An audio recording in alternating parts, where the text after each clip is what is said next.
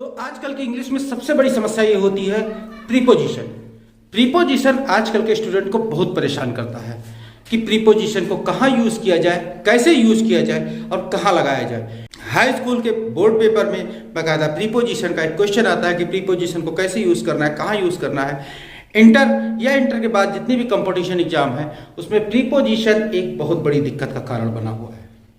तो आज मैं यहाँ पे हाजिर हूँ एक प्रीपोजिशन की एक सीरीज लेकर, जिसमें मैं आपको प्रीपोजिशंस के संबंधित सारे डाउट्स दूर करूंगा।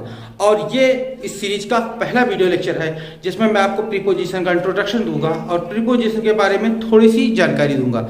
लेकिन इसके बाद आने वाले सारे वीडियो लेक्चर आपके प्रीपोजिशन संबंधित सारे डाउट क्लियर करते चले जाएंगे। तो अब ज्यादा देर न करते हुए चलिए वीडियो में आगे बढ़ते हैं और जानते हैं कि प्रीपोजिशन क्या होता है और प्रीपोजिशन के जो बेसिक इंट्रोडक्शन है वो क्या होता है। लेकिन आगे बढ़ने से पहले जान लीजिए, ये है आपकी अपनी क्लास एक्सीलेंस क्लास और यहाँ पे हर एक चीज आपको डिटेल में एकदम यूनिक बताई जाती है। तो आज मैं आपके लिए शुरू करने वाला हूँ प्रीपोजिशन की एक ये सीरीज चालू हो रही है जिसका एक पहला वीडियो लेक्चर है। तो चैनल को सब्सक्राइब करके बेल नोटिफिकेशन ऑन कर लीजिए जिससे कि प्रीपोजिशन से संबंधित सारे जो डाउट्स है आपके दूर हो सके। तो पहले चलते हैं अपने क्लास की तरफ, देखते हैं प्रीपोजिशन होता क्या है। तो पहले जान लीजिए प्रीपोजिशन दो वर्ड से बनकर मिलकर बना होता है, प्री प्लस पोजिशन।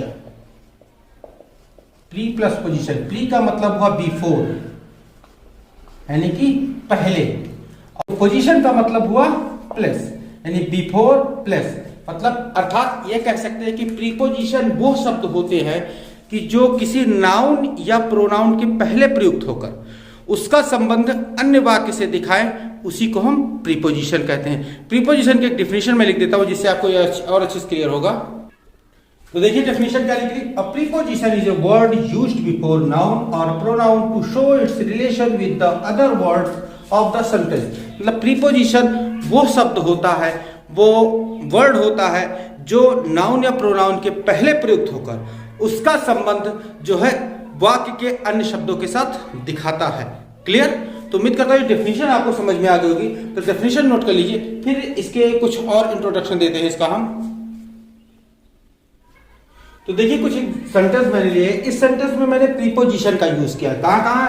जैसे ऑन है, इन है, अंडर है, बिटवीन है और फिर बिहाइंड है। ये प्रीपोजिशन हमारे हैं। और ये देखिए कि ये द टेबल इस नाउन से पहले प्रयुक्त हो रहा है ऑन, और इसका संबंध द बुक के साथ दिखा रहा है। यहाँ देखिए कि द इंक पॉट से पहले इन का यूज हुआ और इसका संबंध जो है द पेन के साथ दिखा रहा है। यहाँ देखिए अंडर द टेबल के पहले प्रयुक्त हुआ है और इसका संबंध द कैट से दिखा रहा है। क्लियर? अब बिटवीन देखिए इंक पॉट से पहले प्रयुक्त हुआ है और चेयर से पहले प्रयुक्त हुआ है और इन दोनों का संबंध ये बुक के साथ दिखा रहा है।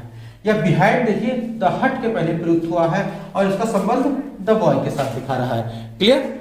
तो उम्मीद करता हूं कि ये चीज आप समझ भी गए होंगे कि जो प्रीपोजिशन होता है ये ऐसा वर्ड होता है जो किसी नाउन से पहले प्रयुक्त होता है और उस नाउन का संबंध वाक्य के अन्य शब्दों के साथ दिखाता है।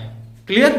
तो अब आगे बढ़ते हैं और आगे बढ़कर हम देखते हैं कि प्रीपोजिशन का सही यूज, जो कि सबसे बड़ी दिक्कत का कारण स्टूडेंट के रहता है कि प्रीपोजिशन का सही यूज क्या होता है। और प्रीपोजिशन जो होते हैं कई प्रकार के होते हैं, कई सारे प्रीपोजिशन होते हैं, एक दो प्रीपोजिशन नहीं होता है, नियर अबाउट 35 से 40 प्रीपोजिशन होते हैं। और हर एक प्रीपोजिशन का सही यूज जो है अगर आप नहीं जानते हैं तो आपके लिए सेंटेंस में ये दिक्कत बन सकता है, सेंटेंस में ये आपके लिए समस्या खड़ी कर सकता है। तो वीडियो में लास्ट तक बने रहिएगा और साथ ही साथ इसके आने वाले इस सीरीज के आने वाले सारे वीडियो को आप देखना पड़ेगा, क्योंकि जो 35-40 जो प्रीपोजिशंस है इनके पूरी यूजेस पूरा डिटेल में जब मैं यूज बताने लगूंगा तो एक वीडियो लेक्चर में कवर नहीं होने वाला है। तो आपको इसके आने वाली सीरीज के सारे वीडियो लेक्चर देखने पड़ेंगे जिससे कि आपको एक क्लियर हो सके कि सारे प्रीपोजिशन का यूज सही और कहां पर किया जाता है। तो पहले इन सेंटेंसेस को नोट कर लीजिए जिससे आपको क्लियर हो जाए कि प्रीपोजिशन कहाँ यूज हो रहा है, इनका कैसे सेंटेंस में संबंध हो रहा है। और इसके बाद मैं शुरू करने वाला हूं एक एक करके हर एक प्रीपोजिशन का सही यूज आपको बताने वाला हूं। तो पहले सेंटेंस को नोट कर लीजिए, फिर प्रीपोजिशन के यूज की तरफ हम चलते हैं। तो पहला देखिए हम यूज लिया, करेक्ट यूज ऑफ प्रीपोजिशन, ये टॉपिक के नाम से शुरू हुआ। और अब मेन प्रीपोजिशन की जो क्लास है अब शुरू हो। वीडियो को लास्ट तक देखिएगा, वीडियो को एंड तक देखिए, क्योंकि वीडियो में आपको वर्ब और वर्ब के साथ कौन सी उनकी प्रीपोजिशन यूज की जाती है, वो प्रीपोजिशन साथ ही उन प्रीपोजिशन को यूज करने के बाद उस वर्ब की मीनिंग क्या हो जाती है, ये सारी चीजें ये बताऊंगा। तो और ये सारी चीजें ढेर सारी है, तो हर वीडियो में इसको मैं आपको बताऊंगा। तो आप लोग इसे नोट करके रखिएगा और आप इससे ये क्लियर हो जाएगा कि कौन सी वर्ब कहाँ लगनी है और उसके साथ कौन सी प्रीपोजिशन का यूज होना है। ये सारी चीजें आपको साथ साथ क्लियर करता चलूंगा। तो पहले चलते हैं जो ऐट का यूज है। पहला प्रीपोजिशन मैंने क्या लिया, ऐट। एक एक करके एक एक प्रीपोजिशन को पूरी तरह से क्लियरली डिफाइन करता हुआ चलूंगा और साथ ही साथ उनके एग्जांपल देता हुआ चलूंगा, तो वीडियो बहुत ही अच्छा होगा। अब चलते हैं इसके ऐट के यूज की तरफ। तो देखिए पहला यूज कहा था, ऐट का प्रयोग छोटे स्थान के नाम है, नेम ऑफ स्मॉलर प्लेसेस के पहले में के अर्थ में होता है। Say my brother lives at Mankapur. अब मनकापुर देखिए ये एक छोटा सा कस्बा है और इस कस्बे के अनुसार ये ऐट का यूज किया गया कि मेरा भाई मनकापुर में रहता है। आई लिव एट वजीरगंज, ये एक छोटा सा जो है कस्बा टाइप का है, ये छोटे सा गांव टाइप का है, तो इसको कहते हैं ऐट, यहाँ पे यूज किया गया। तो याद रखिए कि छोटे स्थान के स्मॉलर प्लेसेस के नाम के पहले अगर मे के अर्थ में यूज करना हो तो ऐट का यूज किया जाता है। क्लियर। अब चलते इसके दूसरे यूज की तरफ। तो ऐट का यूज दूसरे जो अर्थ में होता है, कुछ शब्दों के बाद लक्ष्य के अर्थ में, टारगेट के मीनिंग में ऐट का यूज किया जाता है। अगर टारगेट का अर्थ आ रहा है वहां पे तो आप ऐट का यूज कर सकते हैं। जैसे देखिए कि शाउट एट, चिल्ला पड़ा, किस पर, किसी पर कोई टारगेट करके चिल्ला पड़ा। शूट एट, गोली मारी, किसी को लक्ष्य करके किसी को टारगेट करके गोली मारी। लाफ एट, किसी को टारगेट करके वो हंसा या उसने मजाक उड़ाया। लाफ एट, लुक एट, किसी को टारगेट करके उसने देखा। तो अर्थात एट का यूज कुछ निर्धारित शब्दों के बाद टारगेट यानी लक्ष्य को बताने के लिए भी एट का यूज किया जाता है। क्लियर। तो इन दोनों यूजेस को लिखिए, इसके बाद कुछ और यूज है इसके, वो भी दिखाता हूं मैं। तो अगले यूज के अनुसार देख लीजिए कि ऐट का प्रयोग कुछ शब्दों से पहले पर के अर्थ में होता है। पर के अर्थ में वहां पर होता है जहां पे किसी को कहीं पर पहुंचना बताया जा रहा हो। जैसे कहा गया कि वो घर पर है तो वहां पे एट होम लगेगा। वो स्टेशन पर पहुंच गया, एट स्टेशन लगाया जाएगा। वो बस स्टॉप पर पहुंच गया, एट बस स्टॉप लगाया जाएगा। या फिर वो लेक्चर में पहुंच गया तो एट लेक्चर पर बताया जाएगा। या फिर वो यूनिवर्सिटी पर पहुंच गया तो वहां पे एट यूनिवर्सिटी लगाया जाएगा। तो इसी प्रकार से कहीं पर किसी चीज को पहुंचना बताया जा रहा है, पर आ रहा है वहां पे, तो वहां पे एट का यूज करेंगे। आप देखिए पर के अर्थ के लिए ऑन का भी यूज किया जाता है, लेकिन ऑन का यूज वहां किया जाता है जहां पे कोई चीज किसी के ऊपर रखी होती है, तब वहां पे ऑन का यूज किया जाता है। लेकिन यहाँ पे जब कहीं पर किसी चीज का पहुंचना बताया जाता है तो वहां पे हम लोग एट का यूज करते हैं। ऑन भी प्रीपोजिशन है, एट भी प्रीपोजिशन है, और आगे चल के ऑन का भी यूज मैं आपको बताऊंगा और एट का यूज तो बता ही रहा हूं। तो एट का यूज वहीं पे किया जाता है जहां पर किसी चीज को मतलब किसी व्यक्ति का कहीं पर पहुंचना दर्शाया जा रहा हो और पर आ रहा, तो वहां पर हम लोग पर के लिए एट का यूज करेंगे। क्लियर। तो चलिए इस नियम को लिख लीजिए और इसके बाद हम अगले नियम को देखते हैं। तो यहां देखिए कि एट का यूज जो बताया गया है अगले नियम अनुसार, ये बताया गया है कि समय सूचक शब्दों के पहले होता है। लेकिन ये जान लीजिए कि एट का यूज जब भी किया जाता है वो दिन के प्रहर का कोई भी समय अगर दिखाया जा रहा हो तो वहां पे एट का यूज करना रहेगा। दिन का अगर सुबह दिखाया गया, दोपहर दिखाया गया, रात दिखाई गई या फिर आधी रात दिखाई गई या फिर जो भोर दिखाया गया, ये सारे जो होंगे इन सब के पहले आपको एट का यूज करना है। जैसे देखिए एग्जांपल लिया हमने कि एट नाइट रात में, एट नून दोपहर में, एट डॉन भोर में, एट डस्क गोधूली में। तो ऐसे शब्दों के पहले जहां पे दिन के कोई प्रहर दिखाया जा रहा हो वहां पर आपको उसके पहले एट का यूज करना है। इसके साथ साथ एट का यूज कुछ शब्दों के पहले और होता है, वो शब्द भी एक तरह से समय सूचक शब्द होते हैं, लेकिन वहां पे वो दिन का प्रहर नहीं बताते हैं। तो उन समय सूचक शब्दों को मैं लिख देता हूं जिनके पहले आपको एट का यूज करना है। वो जैसे ही वहां पे कहीं पर भी वो ऐसे शब्द दिखाई देंगे आपको उनको पहले एट का यूज कर लेना। देखिए कौन कौन शब्द है, लिख देता हूं मैं आपके लिए। तो यह देखिए कि ये कुछ शब्द है कि at this moment, at bed time, at this juncture, at this hour, at Easter, at Christmas. अर्थात ये वे शब्द होते हैं, ये वे समय होते हैं, समय अंतराल जो निश्चित होते हैं, जो निर्धारित होते हैं। वही समय अंतराल के पहले आपको एट का यूज करना चाहिए। देखिए बेड टाइम निर्धारित समय है, एट दिस जंक्चर इस समय पर भी यहाँ पे निर्धारित है, ईस्टर भी निर्धारित समय है, क्रिसमस भी निर्धारित समय है। तो जो निर्धारित समय, जैसे कुछ जो फेस्टिवल्स होते हैं जो निर्धारित टाइम पे होते हैं, एक ही तारीख को होते हैं, उनके पहले भी आपको ऐड का यूज करना है, क्योंकि जो निर्धारित समय होता है उसके पहले आप ऐड का यूज कर सकते हैं। क्लियर? तो चलिए इन रूल्स को नोट कर लीजिए। इसके बाद कुछ और रूल है, उन्हें लेता हूं मैं। तो देखिए अगला ऐड का यूज कहां था? ऐड का यूज कीमत, दर, चाल, ये तीन जो होती, कीमत होती है, दर होती है और चाल होती है, इनको व्यक्त करने के लिए ऐड का यूज किया जाता है। जैसे कहा गया कि milk sells at 22 rupees per litre, तो यहाँ पे क्या बताया गया है? यहाँ पे बताई गई है दर, ये बताया गया है रेट। अब बताया गया he got that book at ₹50, तो यहाँ क्या बताई गई है? ये इसकी कीमत बताई गई है। यहाँ पे दर है, यहाँ पे कीमत है।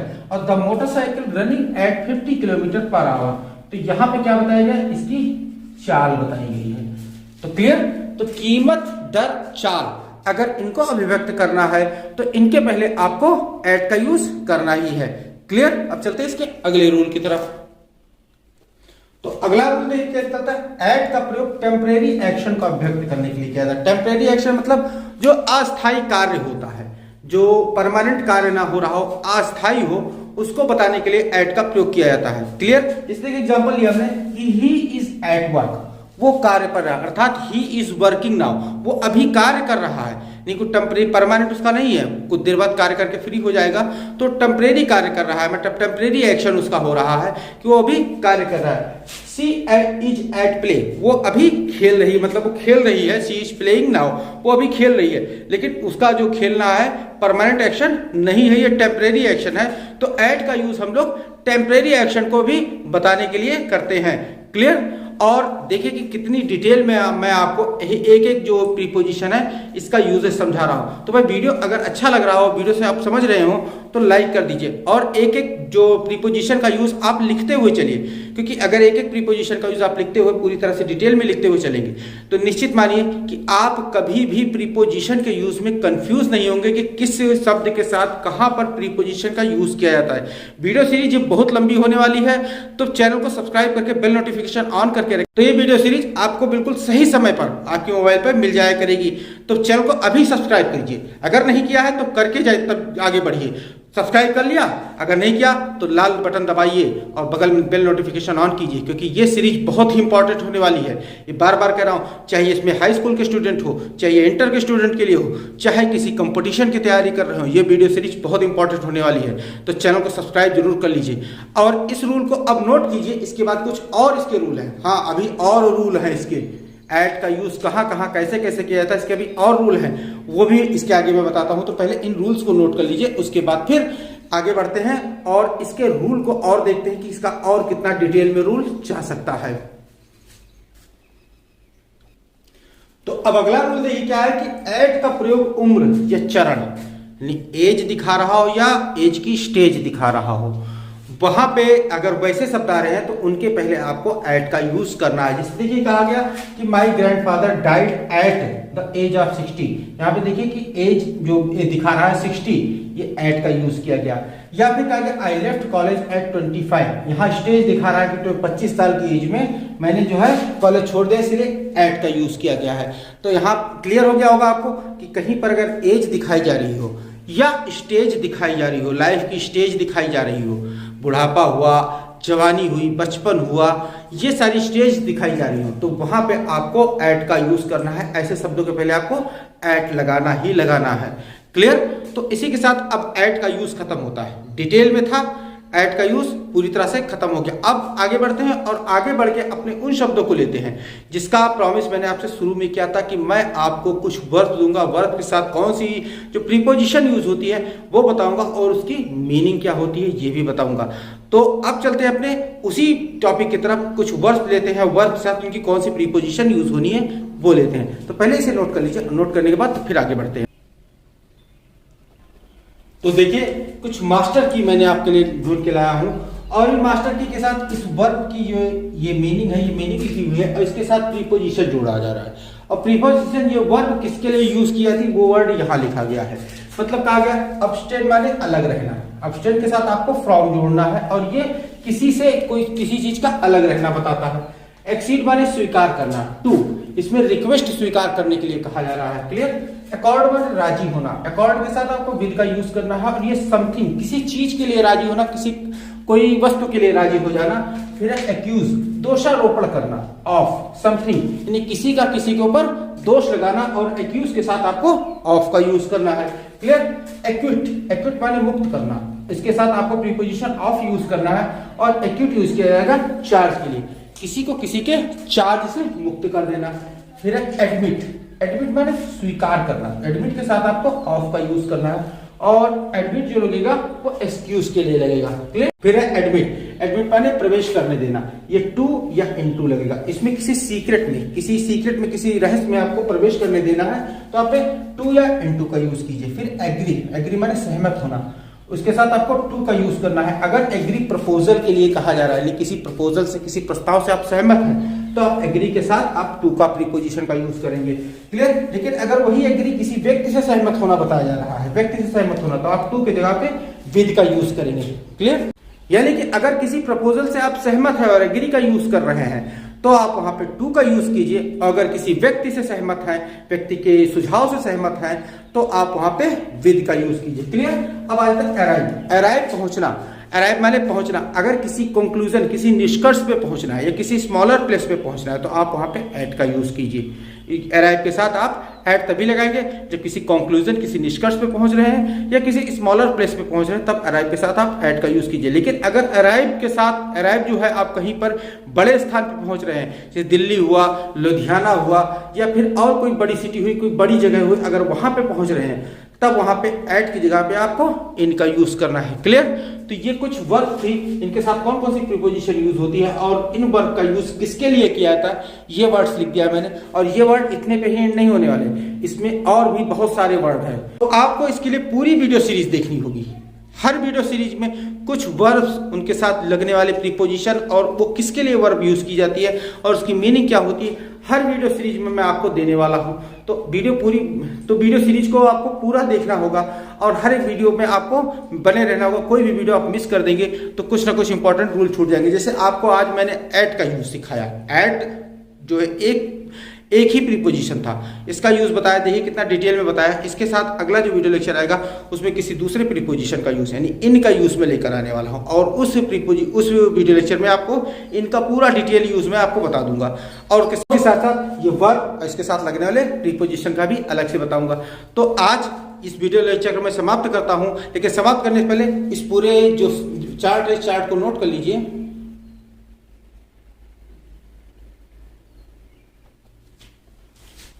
तो अब ये वीडियो लेक्चर खत्म होता है और उम्मीद करता हूं कि इस वीडियो लेक्चर में आपको मजा आया होगा और आपने कुछ आज नया सीखा होगा। अगर आपने कुछ नया सीखा है जो आपके जो एजुकेशन में और ज़्यादा लाभ करने वाला है, तो वीडियो को लाइक कर दीजिए और साथ ही साथ अपने दोस्तों में खूब शेयर कर दीजिए। चैनल को सब्सक्राइब नहीं किया तो अभी सब्सक्राइब कर लीजिए, क्योंकि ये सीरीज का पहला वीडियो था और इसके साथ इसके बाद कई सारे वीडियो लेक्चर आने वाले हैं जो इसी सीरीज, इसी प्रीपोजिशन के यूज पर बेस हैं। तो चैनल को सब्सक्राइब करके बेल नोटिफिकेशन को जरूर हिट कर दीजिएगा। और तो मिलते हैं अपने इसी सीरीज के दूसरे वीडियो लेक्चर में। Till then stay tuned with our channel, keep watching, keep learning, take care, thank you and bye bye.